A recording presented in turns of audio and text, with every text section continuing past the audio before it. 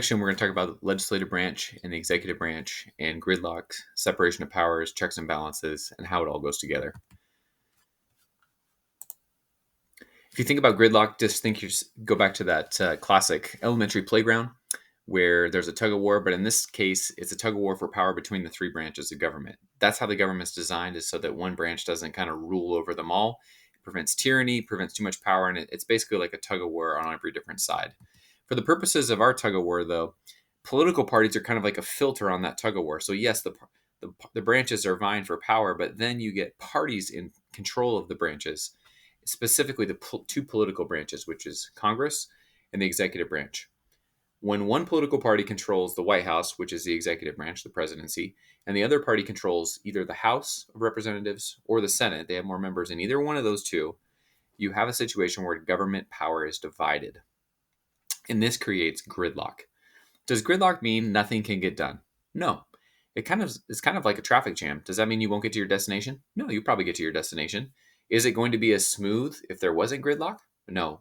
It's going to be a lot bumpier. There's going to be a lot more congestion. There's going to be a lot more compromise that needs to be made. Imagine if you're one of those cars there in the middle of that picture and you need to get off on the next exit. You've got to compromise your way out of that, right? People got to let you over. There's a lot of things that got to happen for things to get passed. And that's kind of how it works with Congress and the presidency. If you look back a few Congresses ago, back to 2016, 2018, this is the beginning of President Trump's term in office. He was elected president, so you see him over here. And at that time, Republicans controlled the Senate and the Republicans controlled the House of Representatives. So government power was not divided among the political parties. So if a bill was to become a law, the House would have to, go through committee and amend it, but then eventually just cast a vote. The House would pass it. It would go to the Senate to be passed, and the president would sign it. The likelihood of all of that happening, if one party is controlling the House, the Senate, and the presidency, is pretty high. But that doesn't last. So during this time period, the Republicans had all three lined up. What did they do? Well, they did one of their party platform things, which is to cut taxes. They cut taxes for corporations and they cut taxes for individuals. It was the Tax Cuts and Job Act. Basically, that's exactly what it did. At the same time, one of the things the president gets to do is to nominate Supreme Court justices and then have them confirmed.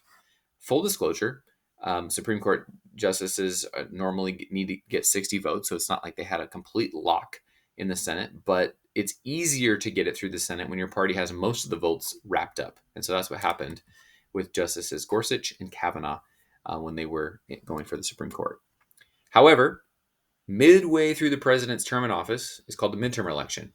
In President Trump's midterm election, something happens.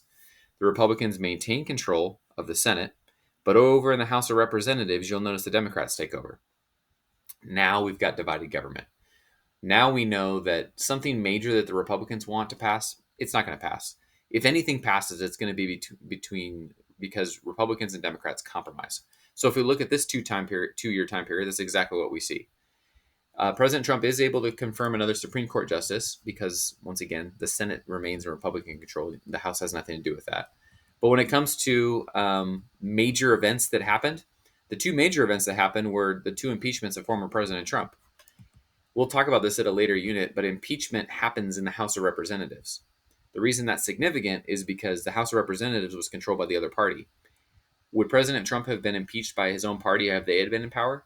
I mean, it's possible, but it's not as likely as if the other party's in power. And so that's kind of where you see divided government. The parties are more combative and trying to hold the other group to account. At the same time, you'll notice that the CARES Act was passed. This is when the pandemic first started and businesses were being shut down and you guys were in lockdown at home. And people were very concerned all over the country about the economy, about people, about well-being, about everything. And so they passed a COVID relief measure. That was a compromise, but it was one of those things where everybody had a common interest to be able to do that. That's a rare example where even though government was divided, they passed something really, really big. Fast forward. We get to the election of 2020. That's where President Biden takes over. Now you have a Democrat in the White House. So by definition, we probably know we're going to have divided government. But then the Democrats gain control of the Senate and the Democrats can gain control of the House of Representatives. You'll notice on this chart, it's actually divided 50-50, but the vice president breaks a tie vote when the Senate is tied 50-50. So that basically the Democrats control it. So just like 4 years ago, the Democrats now have it all lined up. Okay. What do? Well, kind of like the Republicans, they did whatever their party platform would be. So, first thing they did is they passed a second COVID relief bill. They also passed a measure to help transition the United States economy to renewable energy through the Inflation Reduction Act. And then President Biden was able to confirm his choice for Supreme Court Justice, Ketanji Brown Jackson, which was made easier by the fact that the Senate was majority full of Democrats. So once again, aligned government, just a little bit easier to get some things done. The American Rescue Plan and the Inflation Reduction Act were both measures that were pretty big in scope and how much they cost. But once again, when your party has alignment, you can do bigger things. We then get to the midterm elections, though, 2022. What happens?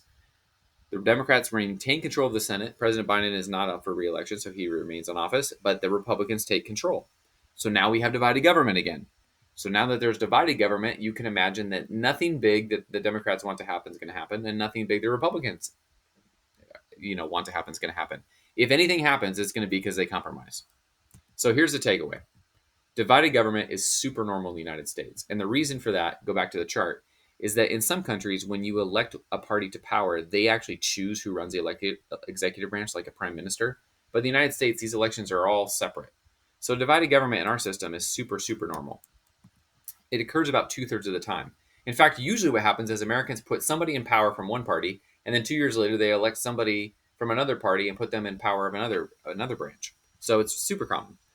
Compromise in Congress, as you can see, is essential. So if you're trying to figure out who you should vote for, you should be thinking, well, who can compromise, knowing that it's going to be mostly divided government. When government is divided, it's likely that nothing major is going to get passed, unless there's something like COVID or an extreme terror threat or something like that. Besides those two things, you should expect smaller things to happen, and there'll be a lot of fighting about it, but both parties are going to have to come to the table and agree on something. When a government is aligned, it's likely that the party that will pass bigger and major laws that align to what they want. If this is your party, whether you're Republican or Democrat, you should kind of do the law of averages and say, well, about 15% of the time this is going to happen. That's not that common. So when your party has alignment, you should probably have high expectations. When they don't, you should be really leaning into compromise.